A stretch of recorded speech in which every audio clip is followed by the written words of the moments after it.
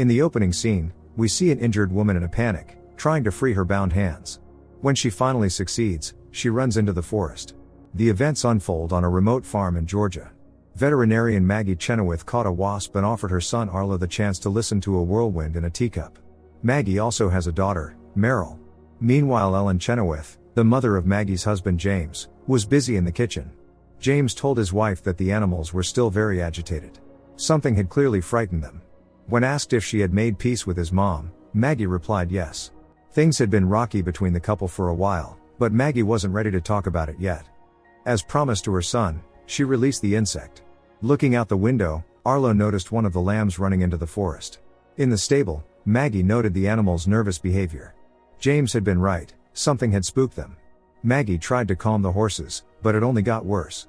They seemed to sense impending danger. Arlo followed the lamb into the forest, unaware that the injured woman was watching him. Ellen, who suffers from multiple sclerosis, helped Maggie prepare dinner. Maggie regretted saying hurtful things to her mother-in-law the last time they argued. In truth, Maggie wasn't angry at Ellen, she was angry about something else entirely.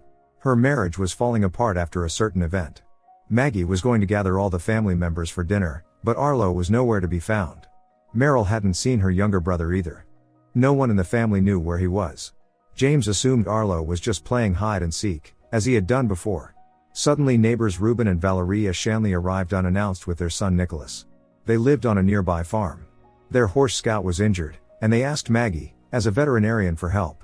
James assured them that Maggie would take care of Scout, but finding Arlo was their top priority for now. In addition to her missing son, Maggie was increasingly troubled by the strange behavior of all the animals in the area. Still unable to find Arlo, everyone gathered around the kitchen table. Nicholas recounted how the horse had gotten hurt. When almost everyone had left the table, Ellen offered Nicholas some whiskey, saying it would be their little secret. The radio crackled with static. Meanwhile, Maggie, trying to remain calm, began treating the horse's wounds. Reuben assisted her. The injury wasn't as bad as it had initially seemed, but Maggie didn't notice the spike right away. James and Valeria used to have an affair, and he worried that her husband might suspect something. Their conversation was interrupted by Meryl, who said one of the lambs was missing. Valeria mentioned that Donald Kelly's dog had run off earlier today, which had never happened before. James urged everyone to stay calm. For now, finding Arlo was the most important thing. Lost in the woods, Arlo spotted the lamb and followed it, but suddenly he felt someone behind him. The injured woman, their neighbor Carmen Navarro, was muttering incoherent phrases as she approached him. The teenagers searched for Arlo together. Nicholas told Meryl that her family was cool. The girl replied that it was just a facade, things weren't as great as they seemed. When Nicholas told a silly joke, Meryl realized he was flirting with her.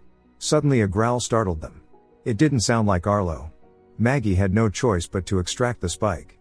If the artery was intact, everything would be fine. Fortunately, that was the case. Reuben was deeply grateful to Maggie. James and Valeria searched for Arlo together. Maggie was aware of the husband's infidelity, though he was sure she didn't know who it was with. Valeria worried that Maggie would figure it out sooner or later. James, however, wasn't too concerned because this wasn't his first affair. But usually Maggie didn't show her emotions. The teenagers found the lamb and Donald Kelly's dog, but not Arlo. Suddenly they saw something ahead. The dog barked loudly. James decided they should all return to the house. No one noticed unconscious Arlo lying on the ground, with injured Carmen standing over him. When Arlo opened his eyes, he was horrified by Carmen's ghastly face. Something invisible passed from her into him. Grabbing a bat from the barn, James was going to return to the forest, but the arrival of Don Kelly and his wife Claire delayed his plan. They had been searching for their dog all this time, and they finally found it. Don shared that they had seen a large rabid dog without a collar in the forest. Taking a rifle from his truck, Don insisted that going into the woods unarmed was a bad idea. Suddenly Arlo appeared. His hands were scratched. The boy was muttering incoherent phrases. At one point he passed out in the frightened mother's arms. Carmen was calling for help in the forest. Suddenly the rabid dog attacked her. Next we see a mysterious figure wearing a gas mask emerge from a vehicle and begin to mark off the area with an unknown blue powder. Electrical appliances on the farm began to go crazy, the lights flickered. From a distance the figure in the gas mask observed this. The phones had no signal, making it impossible to call for an ambulance. James was going to take his son to the hospital in town. Everyone was in a panic. James tried to start the car but it wouldn't work. Reuben's and Don's vehicles also refused to start. Suddenly the lights went out. Everyone decided to go inside, realizing that something very unusual was happening. Don suggested that James go for help while he dealt with whatever attacked Arlo. Maggie remained calm as she examined her son. Arlo finally regained consciousness and asked what was happening. Meryl smiled and called her brother a faker. Arlo couldn't remember much of anything. Meryl promised him that everything would be okay. When Arlo was alone with his mother, he told her they needed to leave immediately. The boy then had a panic attack. Barely maintaining her composure, Maggie managed to calm him down. The situation was becoming increasingly eerie and confusing. Tension gripped everyone. Claire suggested walking to her house to try calling 911, but Ellen advised against it, saying it was a bad idea. None of them had ever experienced anything like this before. Ellen suddenly recalled how as a child, she had suffered from a fever after being scratched by a cat. Sometimes strange things happen to kids, like what was happening to Arlo now, but everything would be all right in the end. Claire disagreed, stating that things don't always end well. And now there were even more reasons to worry. Meryl treated a wound on Nicholas's head. The young man was terrified, because the behavior of the animals and the power outage clearly indicated something was very wrong. Meryl tried to hide her fear but couldn't deny that she was also terrified. Nicholas suggested they be terrified together. Meanwhile in the barn, James and Reuben speculated about why the cars wouldn't start. Perhaps it was some kind of electromagnetic pulse. Suddenly their attention was drawn to an unfamiliar vehicle and a man in a gas mask getting into it. When Reuben and James ran toward him, the man gestured for them not to cross the line of blue powder. James explained that his son needed help and stepped closer as the unknown man suddenly pointed a gun at him. Arlo regained consciousness again. The mother was treating his wounds, but when she turned away, he grabbed manicure scissors and attacked her. Maggie could no longer let her son go and hugged him tightly. The boy whispered that it wasn't him doing this. They were all scared now. At one point Arlo asked his mother to sing and covered some toy marbles with a teacup, an analogy to them all being trapped. In the forest, Don was searching for the rabid dog, talking to himself to stay calm. Suddenly he came across the woman's body and saw the dog nearby, growling and ready to attack. Being a seasoned hunter, Don knew how to handle such situations, so he began backing away slowly, avoiding sudden movements. The man in the gas mask made it clear to Reuben and James that if anyone left the area, they would be shot. And this man was clearly not joking. James and Reuben saw Don running from the rabid dog. The animal attacked him, but he managed to fight it off and push it across the blue line. Moments later, the dog shriveled up and perished. The man in the gas mask warned again that no one should cross the line or trust anyone. Without giving further explanation, he drove off. Meanwhile, Claire was determined to find her husband and go home, hoping they might be able to call 911 from there. Despite Valeria's attempts to dissuade her, Claire remained resolute. The men tried to figure out what was going on. Seeing Claire approach the line, they ran towards her, shouting for her to stop. However, Claire didn't listen and stepped over the line. Don, whose hand was also behind the line, felt unbearable pain. His hand began to shrivel rapidly. Before the men's eyes, the same thing happened to Claire. Maggie heard the voices of the husband and the others, but she was afraid to leave her son alone in the room. The boy kept repeating that they were trapped and needed to hide. A voice in his head told him so. Something was approaching, destroying everything in its path. Morning came. Don still couldn't recover from the strange demise of his wife. The events of the previous night felt like a nightmare. Maggie didn't know how to pull Don out of his state of shock. Asking her daughter to watch over Arlo when he woke up, Maggie was determined to figure out what was happening. None of them understood anything. It was clear that the line had enclosed their farm. Maggie wanted her husband and Reuben to check the forest, but James wasn't sure it was a good idea. Maggie knew it was because he didn't want to go with the husband of the woman he had an affair with. What they didn't know was that Reuben was eavesdropping on their conversation. James assured his wife that he had broken up with Valeria. Maggie couldn't forgive him for it, but for the sake of the children, she was willing to hold on. It was the only way they could survive this nightmare. Before heading into the forest, James wanted to make sure his mother was taking her medication. Being an optimist, Ellen believed that everything would eventually work out. When Valeria woke up, she immediately sensed that her husband was behaving differently than usual. When she asked if everything was okay, Reuben didn't even know how to respond. The wife's betrayal had devastated him, but he didn't say it aloud. Despite everything, Reuben was determined to go into the forest with James. Now they had to work together to find a way out. Maggie was truly grateful to him. She and Reuben shared the same feelings at the moment. Don couldn't stop staring blankly at the wife's lifeless body. Maggie led him into the house. Valeria and Ellen decided to cover the body with a blanket because it was unbearable to look at. James and Reuben planned to take the horses and scout the forest. They remembered the man in the gas mask's warning not to trust anyone. Maggie carefully bandaged Don's hand. He had never felt so exhausted in his life. Don also shared that he and Claire had always wanted children, but it never happened. As Don spoke, he couldn't hold back his tears. Maggie advised him to get some rest. Suddenly Don remembered the woman's body he had seen in the forest. All living things that crossed the line perished. James and Reuben wondered who the man in the gas mask was. Was he behind all this, or was it someone else? How did he know where to draw the line? Arlo continued to act strangely, calling himself the Harbinger. According to the Harbinger, Arlo was now safely asleep. A great calamity was approaching that would destroy anyone who didn't hide. Meryl was terrified of what was happening to her brother. Nicholas tried to support the girl. Arlo said they needed to listen to the Harbinger because he wanted to help them. Arlo then asked Meryl to follow him, saying he had something to show her. Meryl decided to trust him. Valeria asked Ellen if she often had flare-ups of her illness. Ellen said she managed thanks to patience, something her late husband William had taught her. Their marriage had been truly good. Valeria guessed that Ellen knew about her and James. Valeria realized she had made a mistake, but life on the farm had been a burden for her. Their conversation was interrupted by the arrival of a vehicle. A man stepped out and crossed the line effortlessly, explaining that entering this side was easy, but returning was a much harder task. Arlo, or rather the Harbinger, was leading Meryl and Nicholas into the forest. The young man had brought a knife for protection, which Meryl thought was a reasonable precaution. Arlo brought them to a spot where something appeared to have landed. The Harbinger declared that it had come from the sky. Picking up a stone containing some colorful liquid, Arlo poured it into a jar, explaining that it was a toxin they had to drink. Meanwhile, James and Reuben arrived at the neighboring Navarro family's farm. The silence here boded no good. The men searched the property and found the owners' bodies. When Reuben entered the barn, the door slammed shut behind him. Taking his neighbor Edward's rifle, James prepared to check the house. At the same time we see Maggie in the forest with a rifle in her hands. Inside the house, everyone was dead. Someone had taken the lives of all its residents. Only Carmen was missing. Maggie found Carmen's body in the forest. Hearing sounds coming from the basement, James was about to go down there. Suddenly someone grabbed him. Maggie found a note warning them not to cross the line. The teenagers took the jar from the Harbinger. He claimed that drinking a small amount of the toxin would allow them to cross the line. If they stayed here, they would be trapped forever. Lieutenant Olson claimed he had arrived to rescue any survivors. Ellen and Valeria couldn't understand how crossing the line was even possible. Maggie appeared. Nicholas finally confessed to Meryl that he had been in love with her since the 2nd grade. Before the girl could respond, Arlo urged them to hurry. Lieutenant Olson explained that the day before, he had received a call about Carmen Navarro behaving erratically. She had left home and disappeared. All of this was somehow connected to the blue line. When Maggie mentioned that Carmen was dead, Olson replied that it was a relief.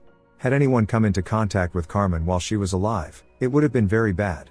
When Valeria mentioned that Arlo had gotten lost in the woods the previous day and had been acting strange ever since, Maggie firmly stated that her son was simply suffering from a concussion. Olson expressed a desire to check on the children himself. Ellen remembered the man in the gas mask warning them not to trust anyone. Meryl couldn't understand why Nicholas chose this moment to confess his love. The young man replied that he might not get another chance.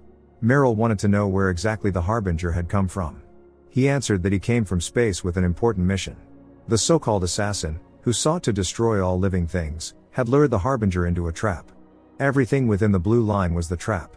Lieutenant Olson claimed he was a member of a special task force. The man in the gas mask who had drawn the line might have been trying to help but didn't have enough information. Olson explained that the issue was concentrated, powerful vibrations that destroyed living organisms upon contact. The source of the vibrations was unknown, and they also affected electrical appliances and animal behavior. It was clear that Maggie didn't trust Olson. It sounded suspicious that task force members would operate alone. Olson insisted on seeing the children. Maggie said they might be in the hayloft, so they should go upstairs. Olson realized too late that he had been misled. He declared that no one else was coming and there was no way out. The only option was to bring Olson to Arlo. Maggie aimed her gun at him, stating she wouldn't do it. When Olson attempted to attack her, Maggie knocked him out. She was convinced that Olson was not who he claimed to be.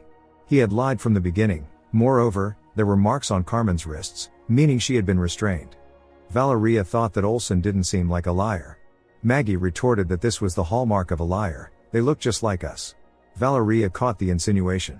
Unable to hold back her emotions, she declared that she had broken up with James. Maggie didn't feel hatred toward Valeria, only contemptuous pity. She wasn't as good a person as she believed herself to be. Valeria realized that James was right when he said his wife was exceedingly cold. Olsen regained consciousness, now tied up, and continued insisting that bringing Arlo to him was the only way out. But Maggie didn't believe a word he said. Ordering Valeria to guard the prisoner, she left. Valeria doubted she had the courage to do it. Olsen tried to convince her that if she didn't release him right now, things would get much worse. Ellen entered, announcing that the children were nowhere to be found. Valeria offered to go into the woods to search for them if Ellen would replace her here. The older woman agreed. Olsen noticed her trembling hands.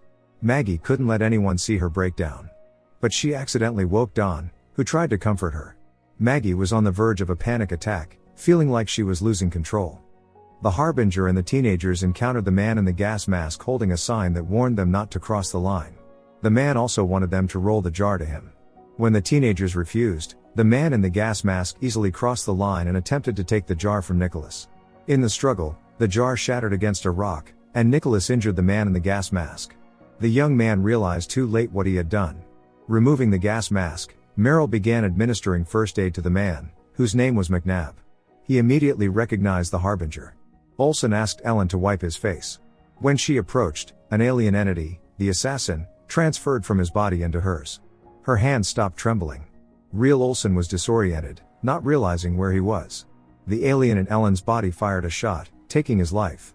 The assassin staged it to look like Olsen had tried to escape. Reuben, trapped in the barn, saw a strange tree in front of him, exuding a colorful substance. James woke up in the basement tied up. Travis had dragged him there. The young man demanded James give him one good reason to let him live. Reuben had no idea what he was looking at. Despite his fear, he stepped closer and reached out. Something sinister was clearly happening here. James assured Travis that he had come for help because his son was very sick. They hadn't gone to the hospital since everyone who crossed the blue line ended up dead. But Travis couldn't trust James. Right now he wanted to know where McNabb was. Either way, it was all over for everyone. Travis remembered how he had recently started working at a bar. Drunken McNabb had begun talking about a blue line and a force field of unknown nature. It was made by visitors from space. Other patrons mocked McNabb, calling him crazy. To prove his point, McNabb showed scars on his arm, which he had gotten by venturing too close to the trap. As the new guy, Travis was tasked with driving drunk customers, including McNabb home. He talked about the trap's power source. It shimmered with all the colors of the rainbow, resembling the flickering of fireflies. Looking at it, people fell into a trance. Of course Travis didn't believe these wild tales. He made sure drunken McNabb got home safely. At some point Travis realized someone was watching them. Hearing a crash in McNabb's house, Travis entered and saw several gas masks. In the nightstand he found a folding knife. When Travis picked up a photo of McNabb and a girl from the nightstand, the waking man pointed a gun at him. Travis assured him that he meant no harm. McNabb knew many thought he was insane, but he didn't care. In the present, James insisted he was not an undercover alien. But Travis couldn't be sure. He regretted agreeing to help McNabb prepare for the arrival of visitors from space some time ago. McNabb had explained that these aliens didn't have physical forms, they simply took control of human bodies. Travis still didn't know if he was ready to believe McNabb's fantastical stories, but he was at least curious. According to McNabb, there were good and bad visitors, but they all came from the same place. When asked how he knew this, McNabb couldn't give a clear answer. Olsen was working with McNabb. Together they had trained Travis to use a gun. Of course bullets couldn't harm the visitors but could injure the humans they had possessed. At the time, McNabb and Olsen were watching Mary Alice Ducker, who was allegedly possessed by a bad visitor, the assassin. It all sounded too unbelievable to Travis, but the men spoke with complete seriousness. Based on meteor activity, another visitor, a good one, would soon arrive. Its name was the Harbinger. When that happened, Mary Alice would begin hunting him. That's how she would lead them to the Harbinger. It was the only way to save Earth. Travis still had doubts. What if McNabb was just crazy and there were no aliens at all? McNabb revealed that 10 years ago, a good visitor had possessed his daughter Alice. She became the target of a hunt. Eventually the assassin took Alice. The next day McNabb found her body. Remembering this, he cried. McNabb had kept a sample of the liquid the assassin had forced Alice to drink. And now McNabb wanted Travis to keep it. If they succeeded in their mission, no one else would get hurt. Travis would take on the role of driver. The next day, the men waited in the car for Mary Alice to appear, but instead Hayden showed up. He had previously been part of their small resistance group before Travis. Fortunately Hayden left almost immediately. Then Mary Alice appeared. She had backup, an aggressive dog. The men began following Mary Alice, who worked as a mail carrier. But that was just a cover. Travis's doubts grew. He didn't understand why McNabb and Olsen were accusing some woman of being an evil alien from space. In the end, Travis had no choice but to get involved. All three put on gas masks, and McNabb and Olsen burst into the Navarro house, where Mary Alice had entered. Travis heard the sounds of a struggle. It was Mary Alice shooting.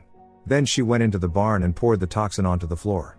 McNabb quickly carried injured Carmen out of the house. Then he saw with his own eyes how a tree began to sprout in the barn. There was no time, as Mary Alice was already setting a trap. That's why McNabb had to leave Travis here. Panicking, the young man tried calling McNabb, but his phone signal was gone. Travis watched in horror as Mary Alice approached him. The assassin was looking for a new body. Now Travis couldn't remember all the details. He regained consciousness only after the assassin left his body. But for a time the young man had acted against his will. Panicked, Mary Alice started shooting at him, but it had no effect on Travis. In the end, he had taken Mary Alice's life. Olsen returned, searching for McNabb. Upon seeing wounded Travis, Olsen rushed to the young man, intending to take him to the hospital. But it was a trap. The assassin was using Olsen as its new body. For some reason, the assassin allowed Travis to leave and drank the toxin. Now the young man is gravely injured. He knows that the only one who can deactivate the trap is the visitor who created it. Anyone else will be destroyed by it. Meanwhile, Ruben is trying to resist the hypnosis that's drawing him toward the tree. Travis wants to live, but his wounds have proven fatal. Still, he's glad he won't have to die alone. James began pleading with Travis to let him go, saying it was the only way he could help. Travis agreed to let James go. But before James could do anything, the young man took his own life. Afterward, James went to look for Ruben, who was still in the barn, saying the tree wouldn't let him go. Grabbing an axe, James began breaking down the barn walls and pulled Ruben through the opening. James hadn't expected Ruben to hit him. That was for his affair with Valeria. James calmly said they didn't have time for this and that he truly was sorry. The men decided to head home, fearing their families might be in danger. Suddenly they spotted Arlo in the woods. James was very worried about his son. Then Merrill and Nicholas appeared, helping wounded McNabb walk. Don couldn't accept the loss of his wife. A part of him had died with her. Maggie treated the wound on Ellen's forehead, unaware she was dealing with the assassin. However, Maggie noticed that Ellen's hands had stopped trembling. When Valeria announced that the children were back, it was undeniably good news. While everyone was distracted, Ellen took out a folding knife, a syringe and a vial of tranquilizer. The children hadn't returned alone, they had brought McNabb with them. Nicholas regretted injuring McNabb. Normally the young man wasn't aggressive. The parents reassured him, saying he had only been trying to protect his friends. Nicholas also told them about the rainbow liquid that could allow someone to cross the line. Unfortunately, the jar had broken, but there might still be some liquid left at that spot. Ruben ordered his son to take him there immediately. Maggie began providing first aid to McNabb. Arlo told his father that the Harbinger had relayed that McNabb was a good person. Merrill was going to assist her mother.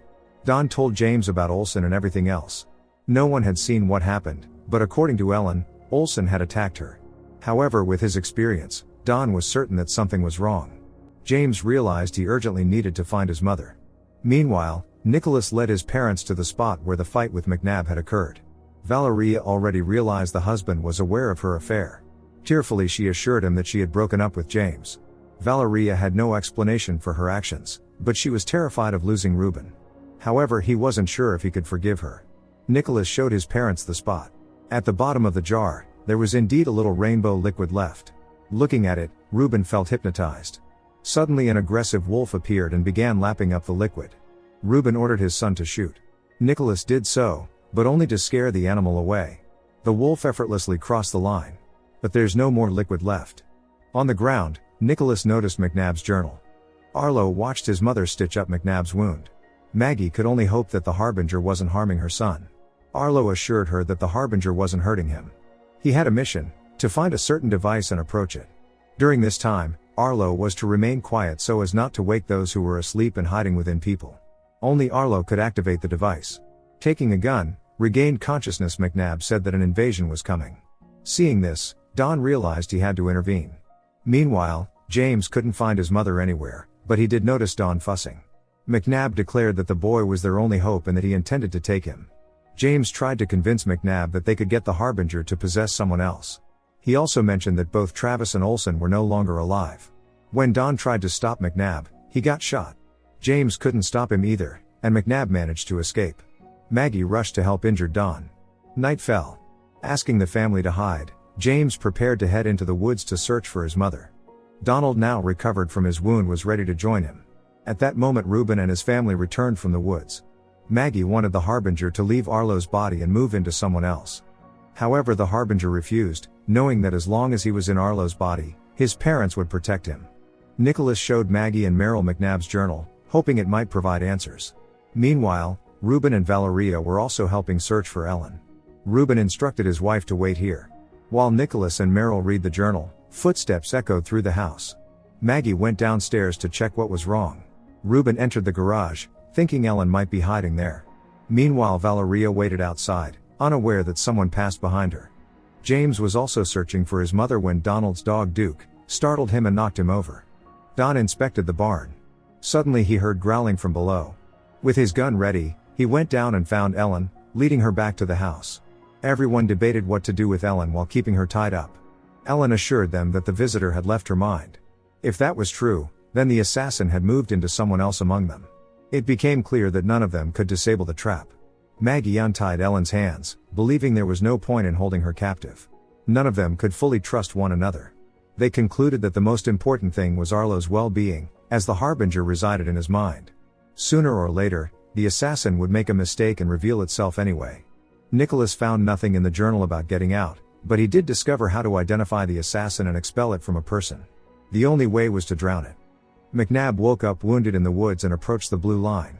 He was ready to cross it no matter what, when he remembered something and returned to the Navarro farm. Overcoming his fear, McNabb descended into the basement, where he indeed found lifeless Travis. Around his neck hung a sample of the toxin. Maggie couldn't let the situation get out of her control. That's what she always did.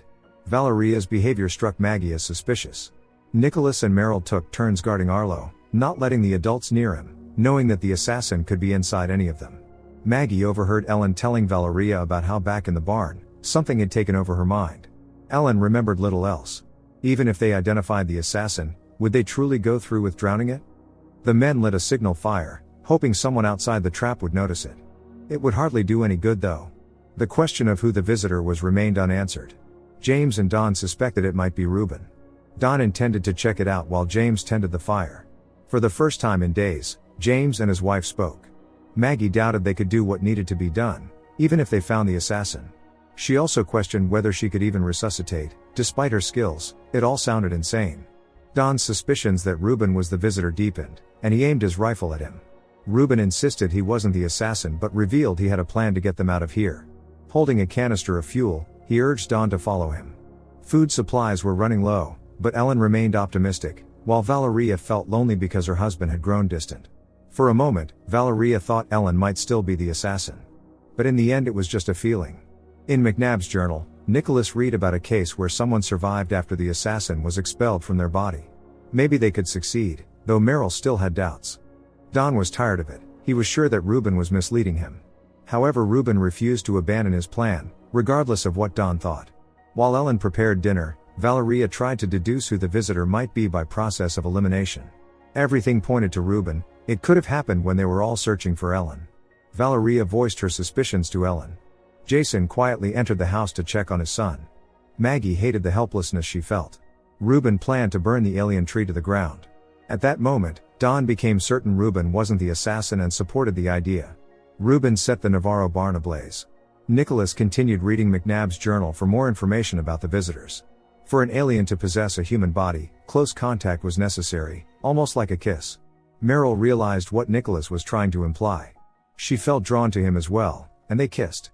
Afterward, Merrill went to check on Arlo. He once again spoke about the device the Harbinger was meant to activate. Arlo drew a map. Maggie and James whispered about how they could force the assassin to leave its host. Once it was in the air, no one could remove their gas masks to prevent the assassin from entering another body. On the other hand, resuscitation would be impossible with the masks on. The situation felt hopeless. Maggie and James would have to relearn how to trust each other to save their children. The fire hadn't harmed the alien tree. McNabb appeared, stating that it was pointless. In his hand he held the vial of toxin. While Merrill compared the brothers' drawing with real maps, Valeria whispered to her son that she knew who the assassin was. Merrill realized where the device was located, on Mount Belknap. She wanted to tell Nicholas, but he and his mother had already left the house. Then Valeria showed her son the syringe and tranquilizer she had found with Ellen. But the assassin wasn't Ellen, it was Valeria. Before Nicholas could escape, the assassin transferred into him and pushed Valeria across the line, which was a fatal end for her. Next we see that some time before these events, a woman named Carol came to the woods. She dug up a package and placed it in her car. At that moment she received a call. Someone wanted to confirm she had the package. Carol in turn wanted to know where McNabb was. The amount of toxin McNabb had left wasn't enough for everyone, but it was enough for something else. Without hesitation Reuben drank the toxin and headed toward the alien tree. Meanwhile, McNabb prepared a jar. Barely withstanding the heat, Reuben managed to break off a branch. When he placed it in the jar, it turned into the rainbow-hued liquid. Maggie and James tried to figure out how to destroy the assassin for good. Too many of them had already perished. There was no one left to help them. Through tears, James admitted he had never felt in control of anything. It had always been Maggie who took control. That was exactly what had drawn James to Valeria. They understood each other's feelings. Maggie found it hard to listen to this. She wasn't sure if she could forgive her husband, though he hoped she would. Meanwhile, Arlo and Meryl were thinking of how to approach the device. Arlo suggested trapping the assassin. When Nicholas asked Meryl to come outside, she told the brother to lock himself in his room and let no one in except her. Nicholas told Meryl that the assassin was his mother, claiming she had attacked him. But it was the assassin's trap to gain a new body. Once successful, it picked up a rock and knocked Nicholas out. Arlo saw this through the window and rushed to warn the parents. Meryl entered the house to find Arlo. Maggie pointed a rifle at her. Unfazed, Meryl slowly walked toward Maggie, saying none of them mattered. The assassin would get Arlo at any cost. Otherwise it threatened to harm Meryl's body. Maggie was forced to lower the rifle. As Meryl moved toward Arlo, James grabbed her, or rather the assassin. He was wearing a gas mask and told Maggie to put hers on too. Together they dragged Meryl to a pre-filled bathtub and submerged her. Seeing Nicholas in tears, his father ran to him and asked what had happened. But the young man could barely remember anything. Ellen, who was watching over Arlo, gestured to the men not to enter the house. The assassin in Meryl's body resisted until the very end. James showed remarkable resilience and didn't back down until it was over. When Meryl stopped showing signs of life, they pulled her out of the tub, and Maggie through tears began resuscitation efforts. James couldn't bear to watch and walked away. No matter what Maggie did, Meryl wouldn't come back to life. In despair, Maggie let out a scream but forced herself to keep going. Finally Meryl came to. So Maggie had freed her daughter from the influence of the malicious mind. Ellen told the others what had happened. But she didn't know where Valeria was. The most important thing was that they now had enough toxin to escape the trap. Reuben was going to find his wife and go after the Chainoths. It turned out the assassin had taken over James, who had carelessly removed his gas mask. James fought it as hard as he could, yelling to his wife and daughter to run. Seeing what had happened to his mother, Nicholas screamed. Ellen began calming the young man down. While everyone was distracted, Arlo ran off somewhere. The assassin began hunting and attacked Reuben. Maggie appeared, firing a few warning shots. The Harbinger distracted the assassin, forcing it to chase after him. Maggie knew that if necessary, she would have to shoot. But she couldn't do it and took the syringe of ketamine and a knife from her daughter. The assassin was searching for the Harbinger, who was hiding in the barn. Olson's body was still there. The Harbinger came out to assassin, who declared that nothing could prevent the inevitable now. At that moment, Maggie crept up behind the assassin and injected it with the ketamine. Maggie wanted to take her son away from there, but he asked her to stop, recalling the wasp and the teacup. Despite its weakening state, the assassin continued chasing them, unable to understand why they wouldn't just give up. Maggie said that giving up wasn't in their nature. At that moment the assassin attacked her, trying to take her body, but Maggie managed to wound the alien and trap it in the freezer. It was incredibly difficult for Maggie, as the assassin was in her husband's body. Meryl in tears begged the mother to stop, saying it was her father. But Maggie had to make this sacrifice. Later, everyone prepared to cross the blue line. McNabb took the toxin first and crossed the line. The others followed his lead, except for Ellen. She intended to stay behind to take care of the animals on the farm. Maggie promised they would come back soon. The phone still had no signal. Everyone decided to head to the nearest fire station first. Arlo stated that the Harbinger needed to activate the device.